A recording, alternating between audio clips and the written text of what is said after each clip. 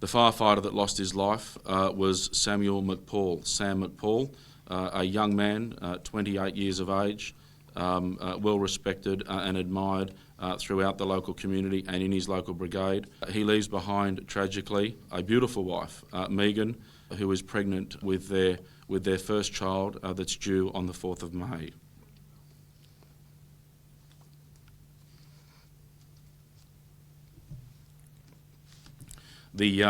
As you would expect, the family is grieving, and it's been a very difficult night, and I would be fair to say I don't even think the comprehension has set in yet at the enormity of the tragedy and the loss. Megan and Sam have been married now for nearly 18 months. They were married only in April of 2018. So we've got a completely devastated family. We've got a devastated local community at what has just been an extraordinary loss. The local crews that we were able to catch up with in the field at the accident scene described what they experienced as truly horrific. They described it as an extraordinary wind event, describing it as a fire tornado or a collapse. They even believe might have been a collapse of a pyroconvective column that had formed above the main fire front.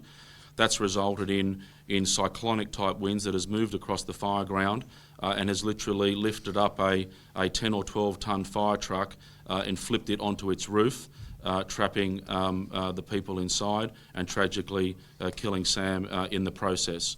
As I say, that same weather event has moved through the fire ground, posing all sorts of dangers and risk to other firefighters, including injuries to the two that have been transported to Sydney, and of course the commander whose vehicle was also flipped over in the extraordinary wind event. That fire is still not contained, and firefighters are continuing to work right throughout the night to bring that fire under control. I have to pay my respects and admiration to Sam's fellow crew and those that stayed behind.